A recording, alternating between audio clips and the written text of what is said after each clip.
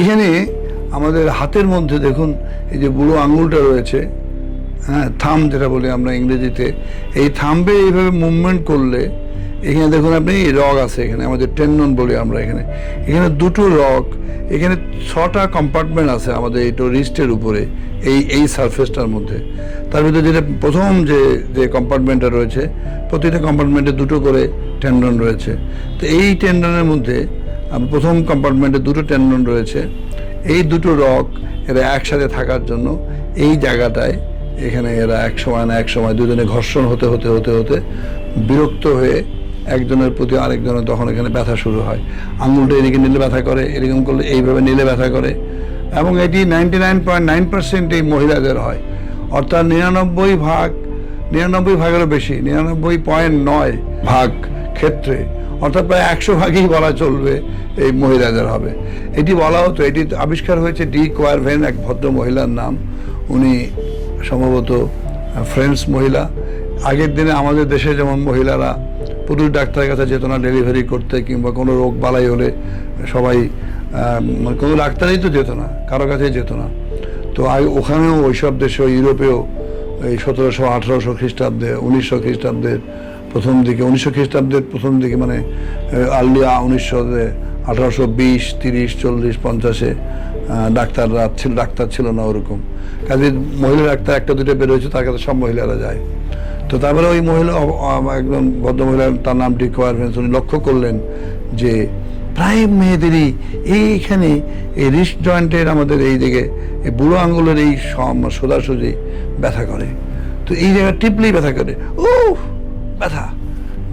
তারপরে আঙুলটা এদিকে নিলে ব্যথা করে, হাতটা এদিকে নিলে ব্যথা করে, তারপরে আমি তরকারি নাড়তে পারি না, আমি কাপড় কাচতে গেলে ব্যথা করে। এটি হচ্ছে তার নাম বলা হলো, কারণ সে বেশ কিছু দিয়ে কেস দেখে তারপরে রিপোর্ট করলো জার্নালে, বা ওদের মানে প্রেজেন্ট করলো ডাক্তারদের সমাজে, যে আমি মেয়েদের এই রোগটা পাচ্ছি, তোমরা পাও কিনা। আমরাও তো, আমাদের তো মেয়েরা বেশি আসে না, ছেলেদের কাছে আমরা পাই না, 2-1 জনের কাছে পাই। তার নামই তখন নাম দিয়ে দিল ডি কোয়ারভেন, তার নাম ডি কোয়ারভেন ছিল, ডি কোয়ারভেন্স ডিজিজ। তো এটিও এইখানে হয়। এটা ওই যে বললাম, দুটো রগ পাশাপাশি থাকতে থাকতে ওরা বিরক্ত হয়। দুজন মানুষ যেমন একসাথে থাকলে, সংসার করলে মানে ঝগড়া ফাসাদ লেগেই থাকে, তো এখানেও ঝগড়া ফাসাদ করতে করতে এমন এক অবস্থা হয় যে তারা আর একসাথে থাকতে পারে না। তখনই খুব বিব্রত অবস্থা হয়, খুব ব্যথা করে, এবং একজন আরেকজনের কাছ থেকে সেপারেট করতেই হবে। এই সেপারেট করার আগে আমরা যেটা করি, সেটা একটা ইঞ্জেকশন এখানে দিই।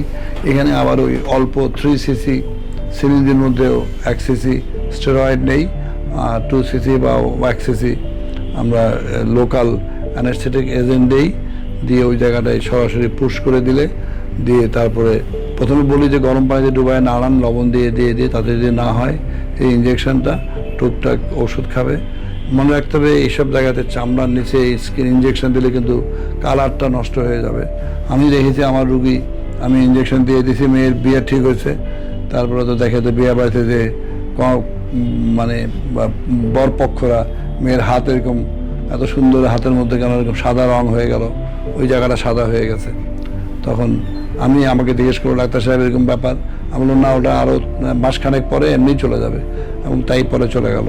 বরপক্ষরা সন্তুষ্ট হলো, আমার রুগীও সন্তুষ্ট হলো। তো এইটা হলো ডি কোয়ারভেন। তাতে না হলে এটা আমরা ফাইনালি ইঞ্জেকশন যদি একটা না হয়, দুটো দিই, 3টে ম্যাক্সিমাম, না হলে আমরা এখানে ছোট্ট একটা অপারেশন করে দিই, একেবারে একটা পিচ্ছি জাস্ট উপরে একটু কেটে স্কিনটার নিচে ওইটা একটা যে দুটো যে শীত আছে, এই শীতটাকে কেটে দিলেই ফ্রি হয়ে গেল, তাহলে আর কোনোদিনও হবে না। এটা নাম হলো ডি কোয়ারভেন ডিজিজ।